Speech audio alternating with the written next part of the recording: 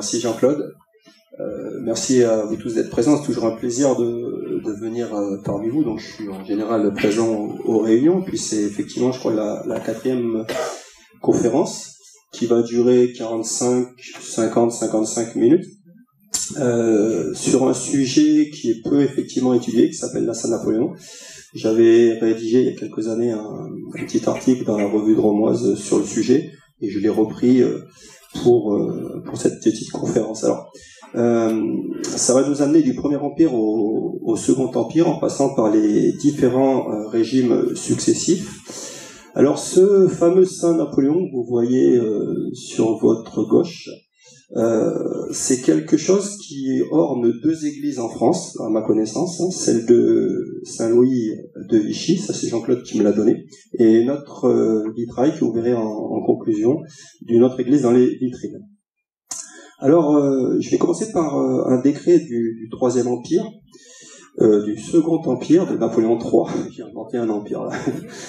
Nous sommes le 16 février 1852 et Louis-Napoléon Bonaparte, Napoléon III, eh bien, remplace toutes les fêtes civiques de la Seconde République par une fête nationale annuelle unique, le 15 août, la Saint-Napoléon, dite encore fête de l'empereur. Alors quand Napoléon III propose ce décret, cite ce décret, il renoue en fait avec son oncle, Napoléon Ier. Il renoue avec la tradition du Premier Empire qui avait déjà institué cette Saint-Napoléon et cette fête nationale au 15 août. Nous y reviendrons dans la première partie. Alors bien entendu, pour Napoléon III, il s'agit d'une initiative politique très symbolique qui s'inscrit, vous le verrez, dans la perspective d'un enracinement local et d'un enracinement populaire de ce Second Empire. Et c'est ainsi qu'à partir de 1852, eh bien, cette Saint-Napoléon va devoir être célébrée dans toutes les communes de France. Et moi, je me suis essentiellement intéressé à la Drôme comme exemple. Célébrée selon un rituel très précis et une mise en scène solennelle. Alors, comme par hasard, c'est pas un hasard, mais cette fête nationale correspond bien entendu avec la date anniversaire de Napoléon Ier, de Napoléon Bonaparte, qui est né, je rappelle, le 15 août 1869. Alors cette fête nationale 1700. Alors cette fête nationale et impériale se veut, vous le verrez, joyeuse, populaire, empreinte de religion, puisque effectivement elle correspond avec la date de la célébration chrétienne de l'Assomption de la Vierge, et vous le verrez, symbole de l'ordre civique sous le Premier Empire, puis sous le Second Empire. Alors de fait, en tant que fête nationale et impériale, cette Saint-Napoléon va cristalliser tout à la fois des témoignages d'allégeance au régime, mais également, surtout lors du Second Empire, des manifestations d'opposition. C'est l'occasion pour les royalistes, légitimistes et pour les républicains de manifester symboliquement, voire même de résister au régime. Alors d'abord, pour commencer, après cette présentation initiale, un petit topo sur les sources et la bibliographie. Alors bien entendu, j'ai travaillé aux archives départementales de la Drôme, aux archives municipales de Valence, qui s'appellent maintenant les archives intercommunales de Valence-Romand-Aglo, avec le pôle de Romans, et moi j'ai surtout travaillé aux nouvelles archives, qui sont d'ailleurs très agréables à la Tour Momo. Et puis, 4 auteurs sur le sujet, Vincent Petit, Richard Bernard, Denis Serve, et un auteur, un historien dont le nom est imprononçable, qui s'appelle Sudhir Hazare Singh. C'est un historien d'origine indienne, qui enseigne à la fois en Inde et en France, et c'est l'auteur de référence sur la Saint-Napoléon.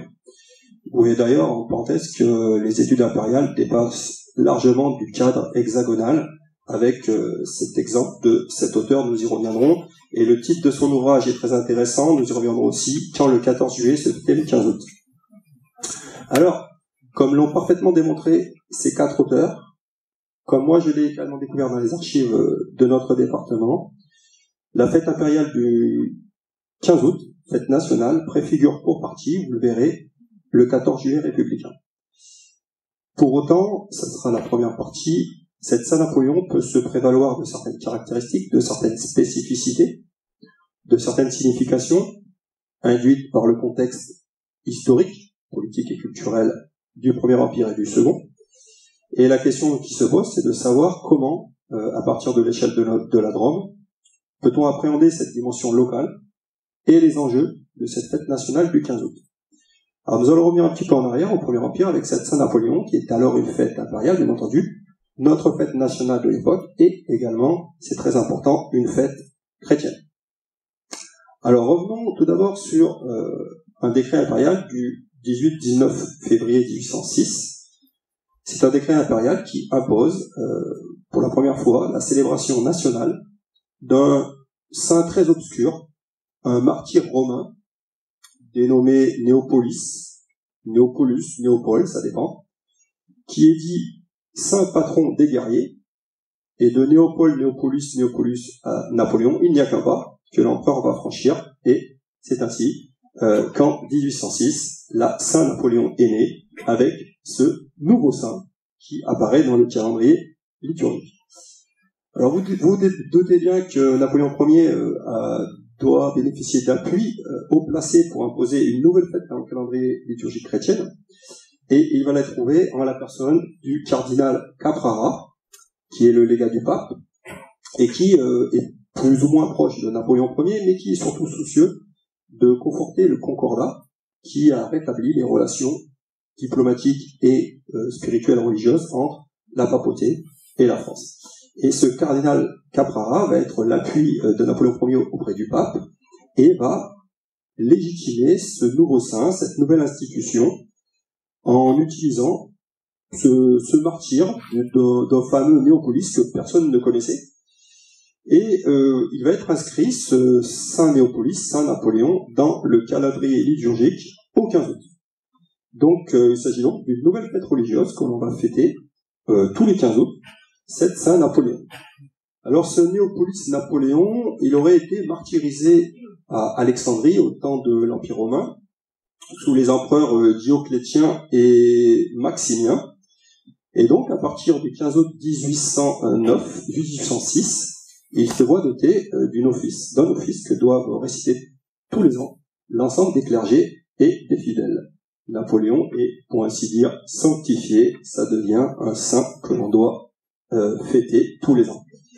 Alors, avec l'instauration de cette nouvelle dévotion, tout à son honneur, toute à sa gloire, Napoléon Ier impose à l'Église son projet d'une religion au service de l'État. Vous voyez bien qu'on est très très loin de notre laïcité républicaine, parce que dans l'esprit de Napoléon, la religion chrétienne qui bien entendu est respectée doit être au service de l'Empire. Il s'agit de faire coïncider la date de son anniversaire, le 15 août, la célébration de ce nouveau saint, saint patron des guerriers, Napoléon, et bien entendu l'une des principales fêtes chrétiennes, la fête de l'Assomption de la Vierge, que l'on fête traditionnellement le 15 août. Alors cette coïncidence, qui, vous vous doutez bien, n'est pas fortuite, eh bien nous raconte de très belle façon ce qu'est le projet culturel napoléonien, tout entier centré sur la mise en scène de la gloire morale et spirituelle de l'empereur, qui s'incarne avec cette image. Vous voyez bien que Napoléon Ier, sanctifié pour ainsi dire, entend capter à son profit la ferveur religieuse et la ferveur populaire de la fête chrétienne de l'Assomption de la Vierge. Et vous voyez ici ce saint Napoléon avec le visage de l'empereur Napoléon Ier. On est dans le summum de l'instrumentalisation politique de la religion. Alors à partir du décret du 19 février 1806, eh bien le 15 août devient la fête officielle du Premier Empire. Une fête impériale visant à encenser et à glorifier l'empereur, à célébrer sa dynastie et à enraciner bien sûr le régime. Et c'est ainsi que de 1806 à 1813, 1814, 1813 surtout, la Saint-Napoléon devient la fête nationale des Français. À ce stade, toutefois, un petit bémol, car il va sans dire que sous le Premier Empire, les festivités du 15 août demeurent très modestes. En général, on se contente d'une simple prière à l'église en l'honneur de ce saint patron des guerriers. Vous verrez qu'avec le Second Empire, on va changer d'échelle.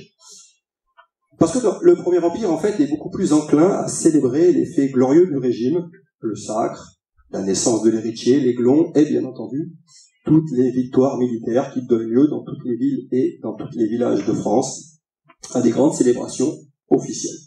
C'est ainsi que la Saint-Napoléon est très modestement célébrée.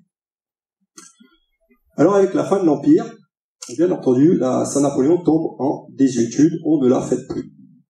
La Restauration, avec le retour des rois, Louis XVIII puis Charles X, la monarchie de Juillet avec le roi Louis-Philippe, puis la Seconde République avec la Révolution de 1848, eh bien, vont instituer leur propre fête nationale liée à des saints patrons. Par exemple, sous les rois, on va célébrer la Saint-Louis, la Saint-Charles, la Saint-Philippe, où on va célébrer des événements fondateurs, comme par exemple les Trois Glorieuses qui ont amené au pouvoir le roi Louis-Philippe, ou alors, sous la Seconde République, on va célébrer la date de proclamation de cette République. La Saint-Napoléon tombe dans l'oubli, mais pour autant, c'est durant cette période de la Restauration et de la Seconde République que la légende napoléonienne va s'enraciner. Elle va s'enraciner de façon populaire, on parle alors de bonapartisme populaire, et elle va s'enraciner dans la littérature, avec Victor Hugo, Stendhal, etc., qui nous racontent cette légende empreinte de romantisme et de nostalgie. Et parallèlement à cette légende napoléonienne, eh bien, paradoxalement, alors qu'elle est interdite, voire oubliée pour certains, eh bien, la mémoire de cette Saint-Napoléon va se perpétuer. Et c'est ainsi qu'ici ou là, eh bien, la Saint-Napoléon continue d'être célébrée, parfois clandestinement, puisque par exemple elle est interdite sous la Restauration. Elle continue à être célébrée par des fidèles qui manifestent plusieurs choses. D'une part, en la célébrant clandestinement, on manifeste son attachement à la mémoire de l'empereur Napoléon Ier, bien entendu, mais on peut également manifester son hostilité envers les pouvoirs en place. Quand on fête la Saint-Napoléon sous la Restauration ou sous la République, on peut montrer qu'on est favorable à un autre régime politique. Alors avec le retour des bonapartistes au pouvoir, cette Saint-Napoléon va renaître. Je vous rappelle que Louis-Napoléon Bonaparte, donc le neveu de Napoléon Ier, est élu premier président de la Seconde République, premier président d'ailleurs élu en France. Le premier président élu est Louis-Napoléon Bonaparte. Donc il devient président de la Seconde République, puis en 1851, le mandat n'étant pas renouvelable, eh bien, Louis-Napoléon Bonaparte va faire un coup d'État et instaurer le Second Empire. Donc avec ce retour des bonapartistes au pouvoir, et bien entendu avec Louis-Napoléon Bonaparte, eh bien, le 15 août renaît comme fête nationale. Alors par le décret que je vous ai montré en introduction, le décret du 16 février 1852, Louis-Napoléon Bonaparte remet à l'ordre du jour la célébration de ce saint officiel, la célébration officielle de la Saint-Napoléon. Et ce sont des grandioses célébrations à Paris qui donnent le ton et qui, par leur faste, par leur luxe, sont sans commune mesure avec ce qui se passait sous le Premier Empire.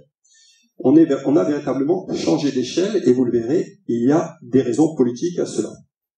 Un exemple de ce qui se passe à Paris, nous sommes le 4 août 1866, le journal de Montélimar rend compte à ses lecteurs des préparatifs parisiens.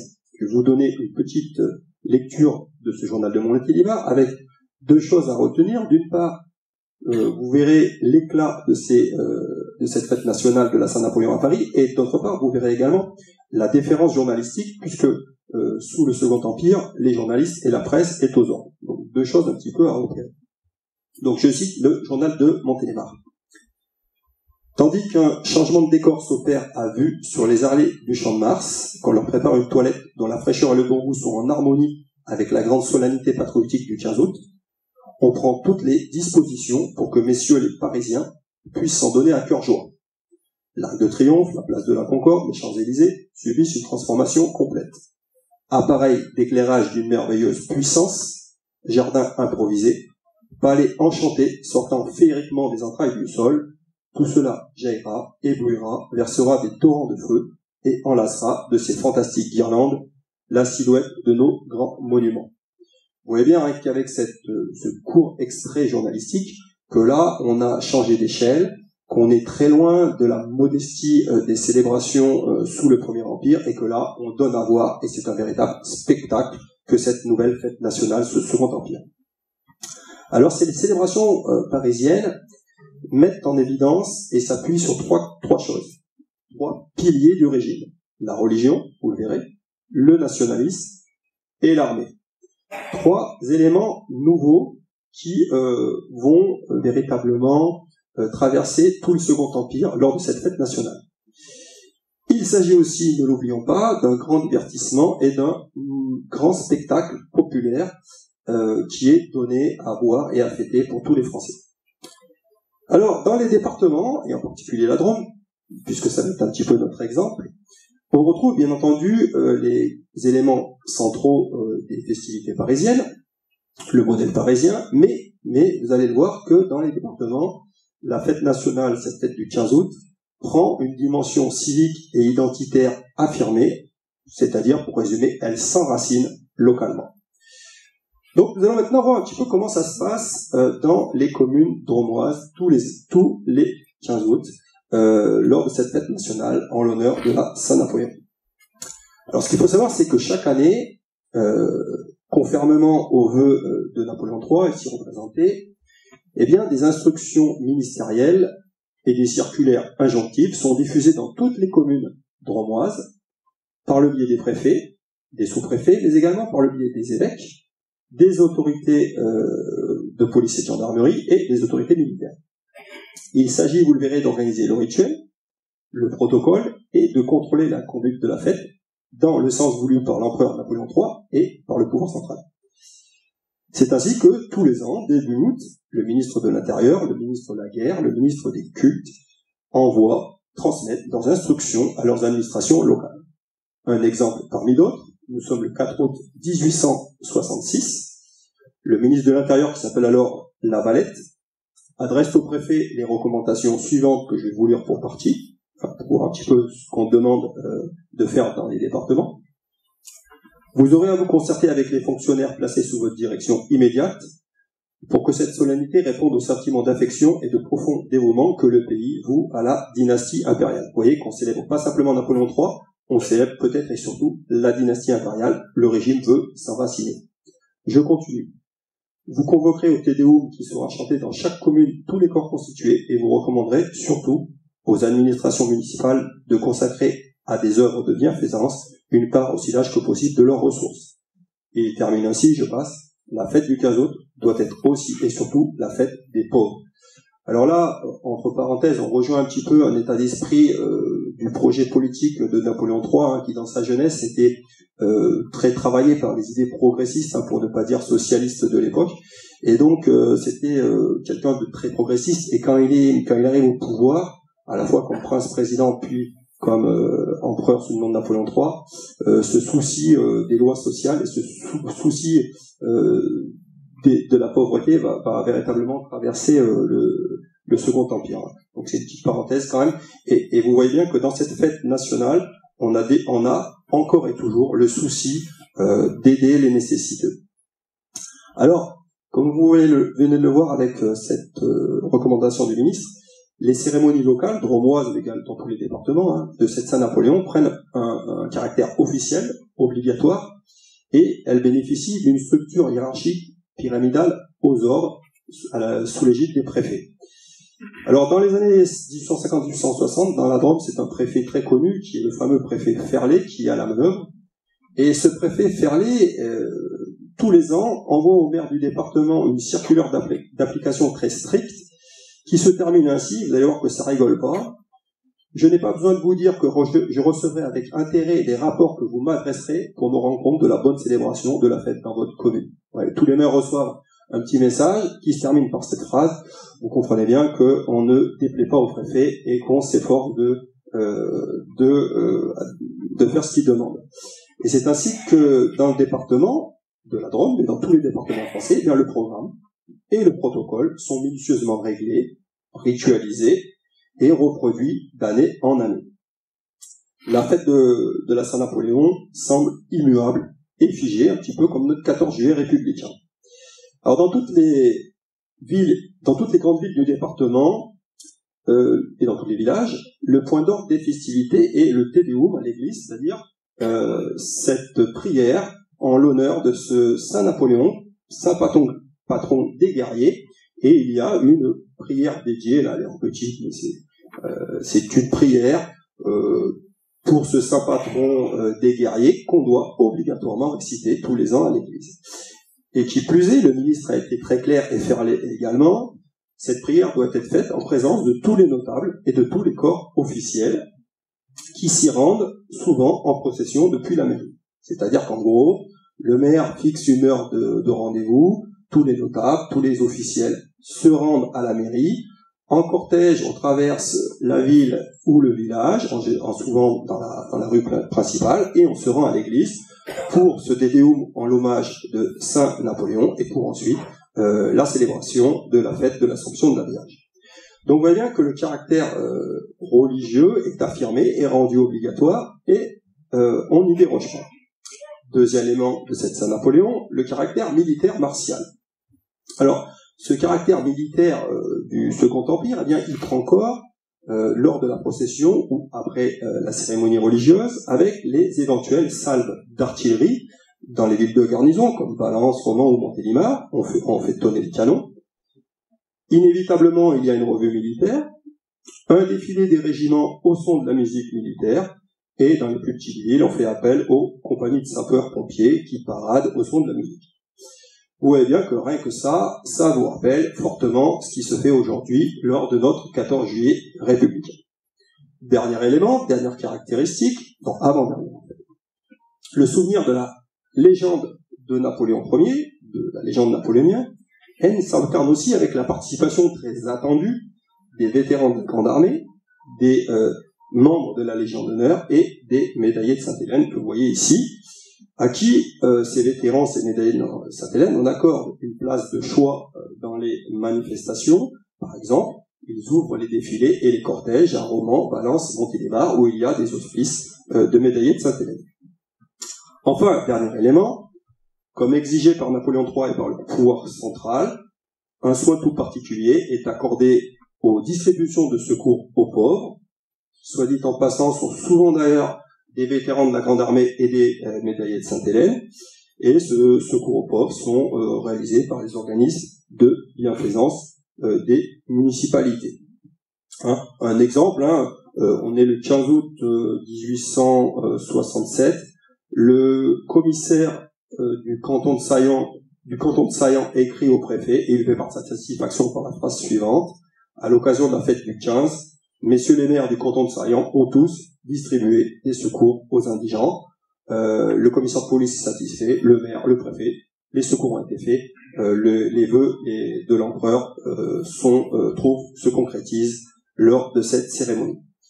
Alors, dans toutes les communes drômoises, comme vous voyez ici, c'est l'exemple du Trocadéro à Paris, eh bien, cette Saint-Napoléon se veut peut-être et avant tout une fête populaire et un spectacle mettant en scène sous l'égide des maires, les autorités municipales, les associations et tous les administrés.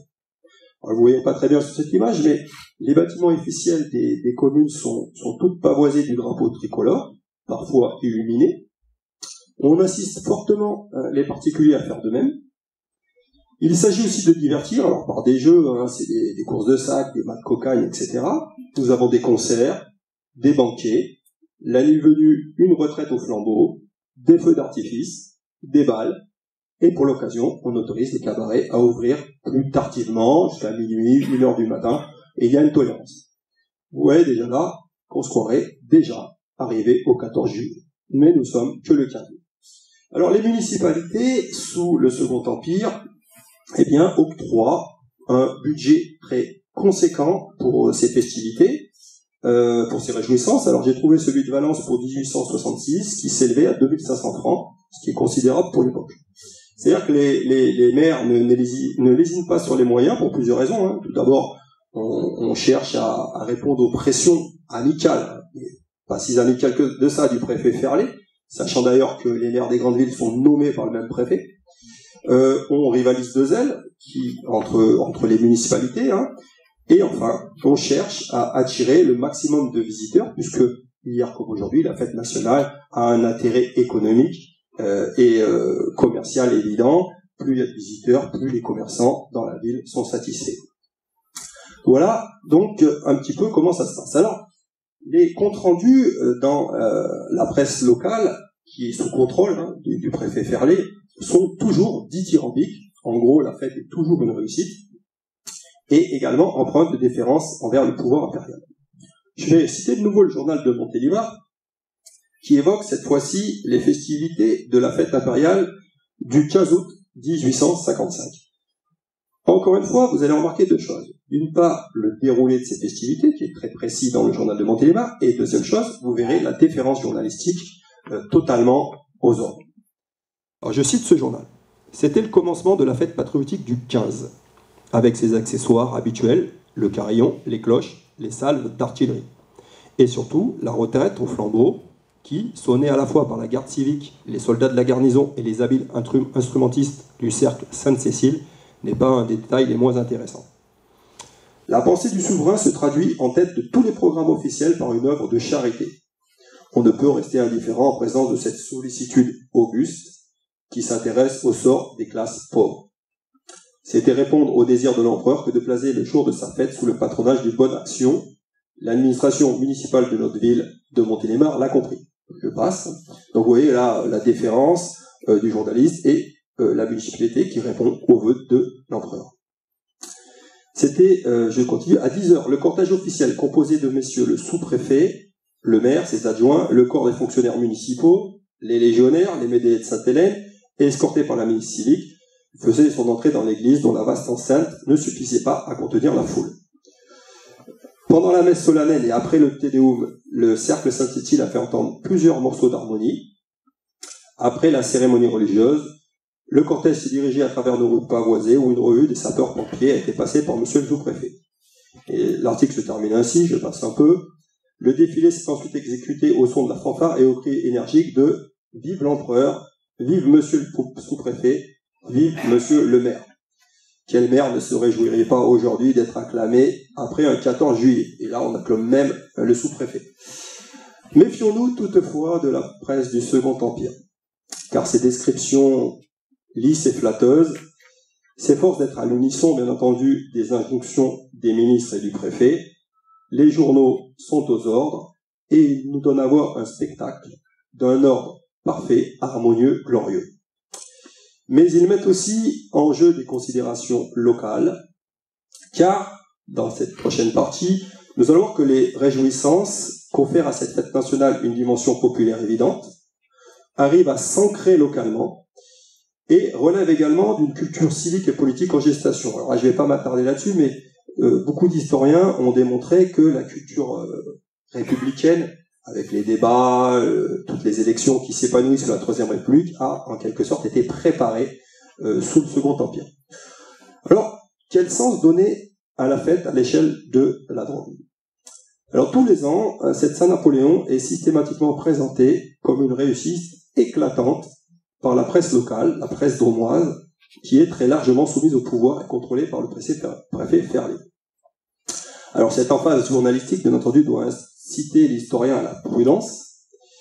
Toutefois, force est de constater que le succès populaire est toujours au rendez-vous.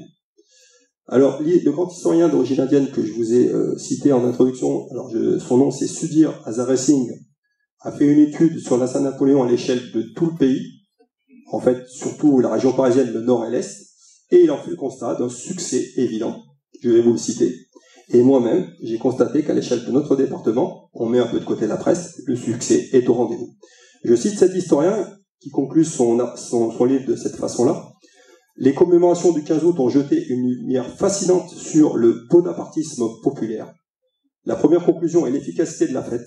La Saint-Napoléon est une réussite par elle-même.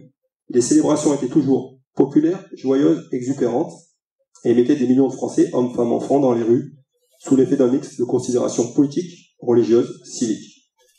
Vous voyez bien que ce grand historien a fait le constat d'un succès évident de cette Saint-Napoléon à l'échelle du pays, et j'en ai fait également le constat à l'échelle du département, puisque on peut considérer que tous les 15 août, la fête est une réussite dans toutes les villes et les villages de l'Europe. Sauf exception, vous le verrez dans la dernière partie.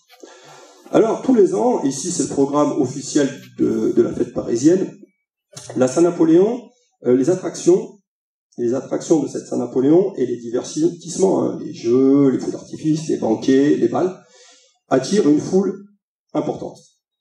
Si vous rajoutez à cela les célébrations religieuses, puisqu'on fête l'Assomption de la Vierge, si vous rajoutez à cela les manifestations militaires qui attirent beaucoup de curieux, eh bien, force est de constater que le 15 août, comme fête nationale, est une réussite éclatante.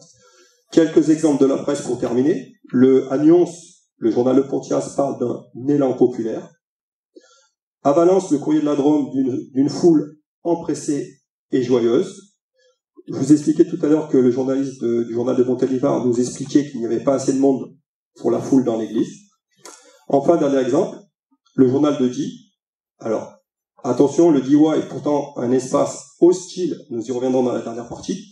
Eh bien, malgré l'hostilité de la population, le journal de Die insiste sur le côté spectaculaire, l'esprit bon enfant et la moralité de toutes les festivités du 15 août.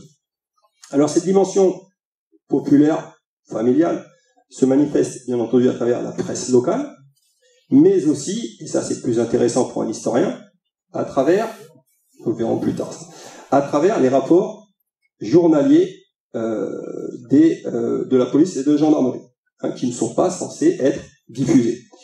Alors, à titre d'exemple, un seul exemple, dans son rapport journalier concernant la nuit du 15 août 1867, la police de Valence relève qu'à minuit, de nombreux cabarets étaient ouverts, qu'à 1h30, plusieurs personnes chantaient encore joyeusement dans les rues.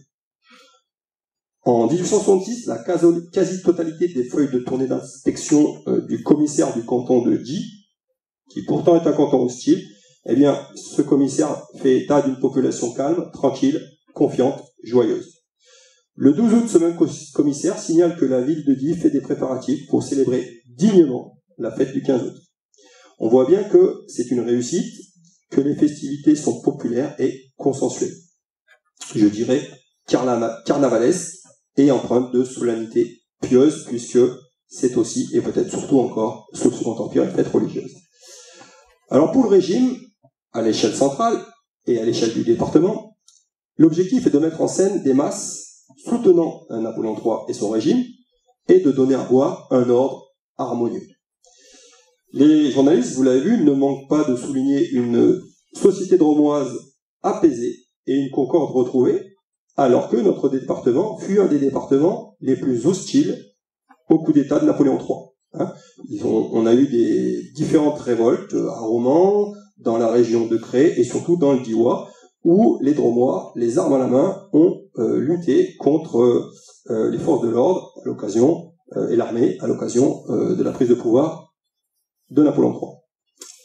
Alors, dernier exemple, nous sommes le 15 août, le maire de Die, Laurence, place ses festivités sous le signe de l'harmonie et de l'unité, et il déclare, par son discours, que je cite, « Habitants de Die, la fête de l'empereur est aussi celle de la nation, les deux cultes, catholiques réformés, dont la parfaite union fait honneur à notre cité, se rendront dans leur temple pour appeler sur Napoléon III les bénédictions du ciel et la continuation de ses faveurs. » Si on lit les discours, la presse, les rapports de police et de gendarmerie, la fête est une réussite, l'ordre civique règne, et cela s'incarne à la fois à Paris, mais dans les manifestations locales de toutes les villes, voire des tout petits villages de notre département.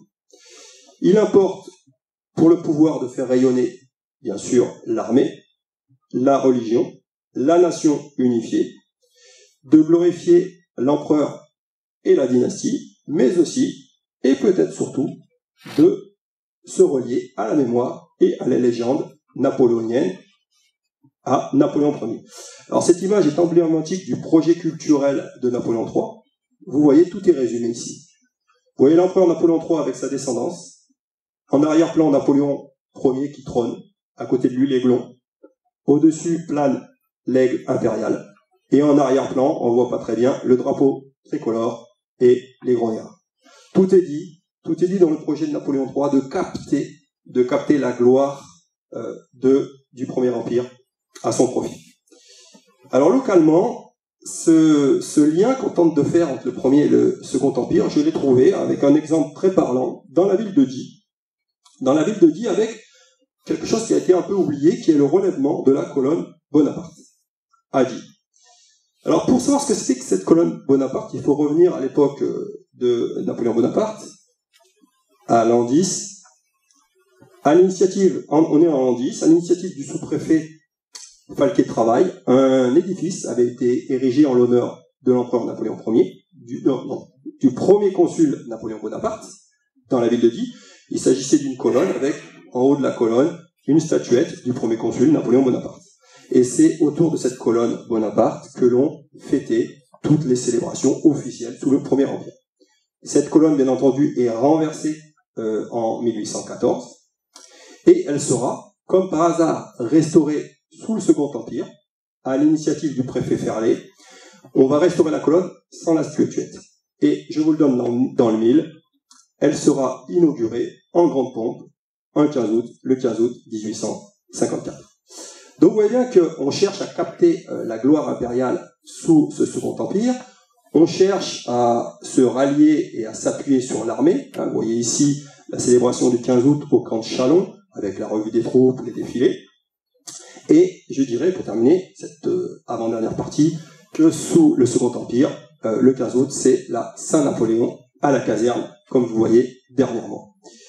Alors, en raison du succès populaire, compte tenu de la participation des autorités, bien, cette Saint-Napoléon va s'enraciner localement. À tel point qu'on cherche parfois à l'associer à des fêtes locales. C'est ainsi qu'à Montélimar, à partir de 1865, la municipalité propose 4 jours de fête, du 14 au 17 août, puisqu'à la Saint-Napoléon, on a rajouté une foire et une fête patronale. Vous voyez bien, le succès est au rendez-vous, et la fête, désormais, dure 4 jours. Pour autant, cette Saint-Napoléon met également en évidence certains enjeux locaux sous le Second Empire, et non pas sous le Premier, puisque c'est l'occasion pour les opposants à Napoléon III et au régime de se manifester.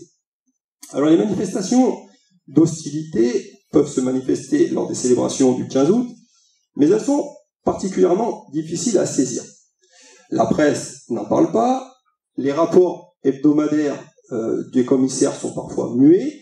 Ici, vous voyez qu'on parle, un rapport hebdomadaire, on dit que la population est calme et qu'il n'y a rien à signaler, et il faut un peu creuser. Alors, ces rapports de police, parfois, nous font état de troubles, d'incidents, d'incivilités. Par exemple, le 15 août 1867, la police de Valence nous fait état de plusieurs personnes en état d'ébriété qui gênaient les Valentinois à 1h, 2h du matin. Donc la police doit intervenir. Il est fait état également de, bien entendu, de plusieurs vols en flagrant délit. Il s'agit d'incivilités, il s'agit de délits qui émaillent les fêtes, hier comme aujourd'hui. Mais la Saint-Napoléon, ce qui nous intéresse là, c'est de savoir dans quelle mesure elle pouvait cristalliser les oppositions. Je vous l'ai dit que la Drôme était un département hostile. Vous voyez ici la population de Romans qui a invité au calme par l'armée quand même, après le coup d'État le 3 septembre 1851. Dans la Drôme, différents espaces ont pris les armes face à ce coup d'État. Donc, un petit peu Romans, mais surtout la région de Cré, et surtout, plus encore, la région de Die.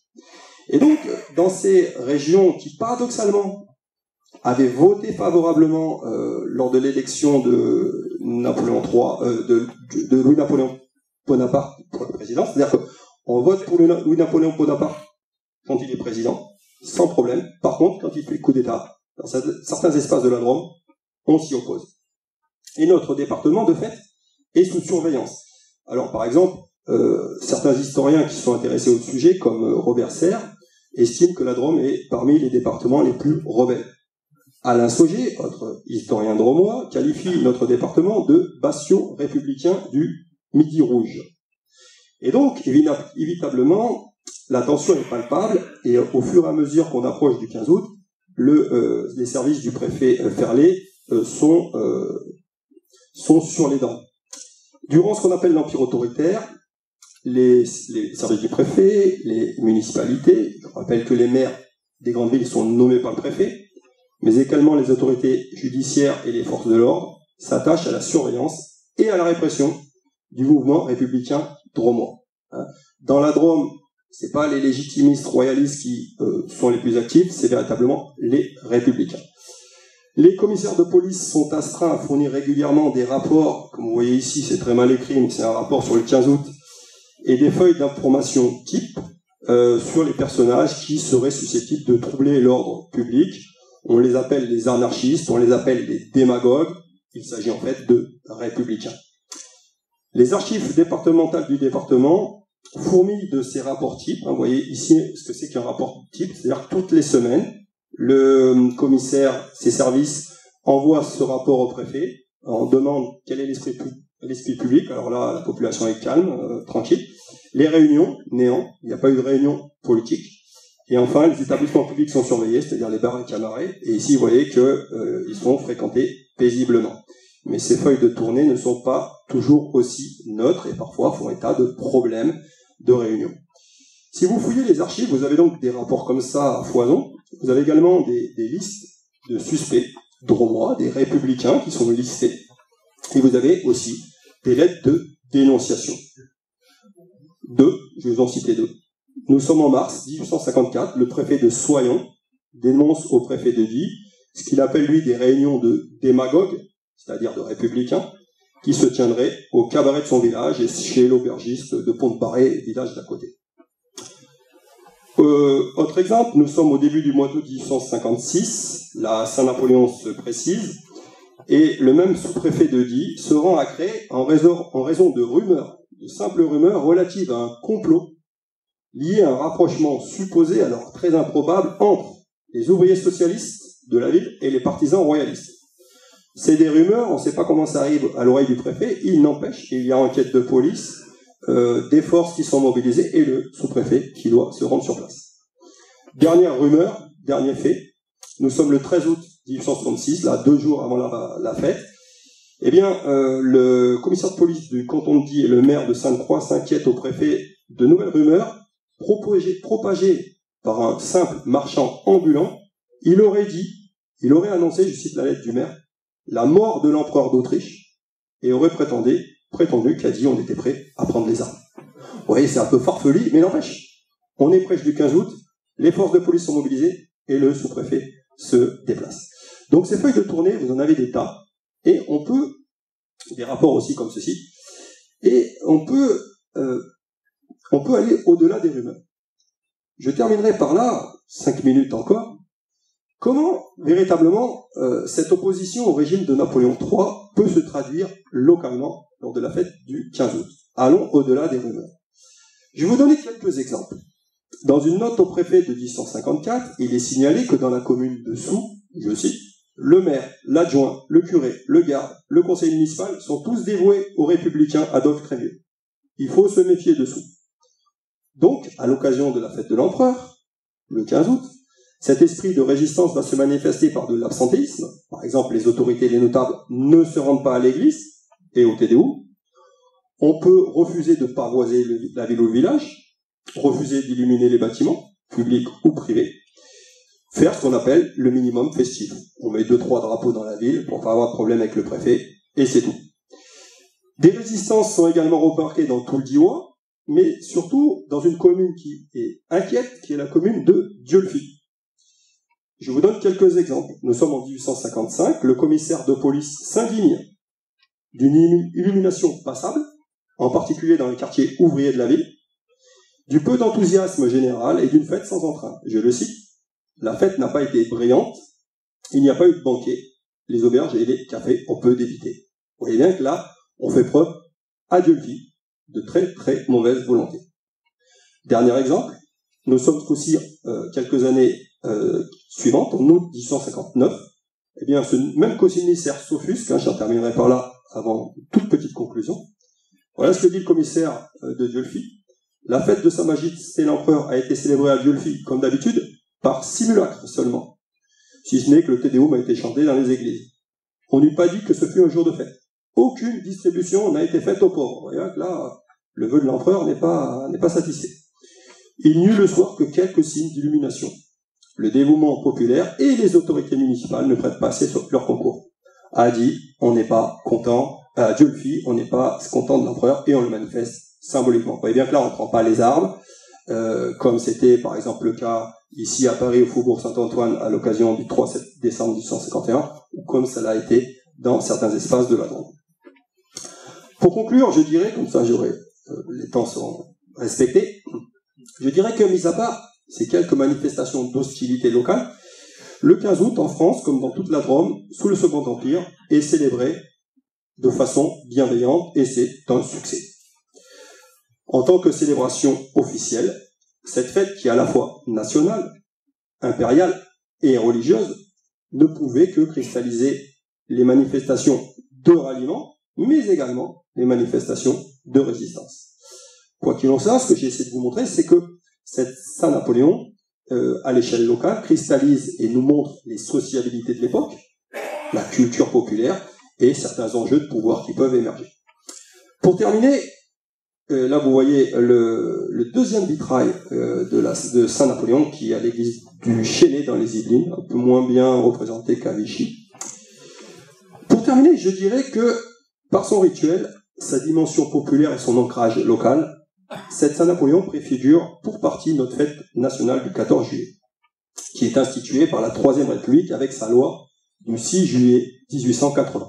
Et voici le premier 14 juillet, le 14 juillet 1880. Et d'emblée, vous remarquez des points communs évidents. La présence du drapeau tricolore, qui est partout présent, hier comme aujourd'hui. L'aspect militaire de notre 14 juillet, avec les défilés, les revues des troupes, et également l'implication des autorités, l'application officielle des autorités nationales et locales. Et je dirais qu'il y a une filiation évidente entre la fête nationale impériale du 15 août et la fête nationale républicaine du 14 juillet. Voilà. Je vous remercie. Merci David. C'est vrai que c'est un peu dommage d'expédier cette conférence comme ça, mais on ne peut pas faire autrement. Ça mériterait un peu plus de temps, effectivement, mais c'est la première fois que j'entends une conférence sur la Saint-Napoléon. Encore merci pour ton exposé qui est très enrichissant.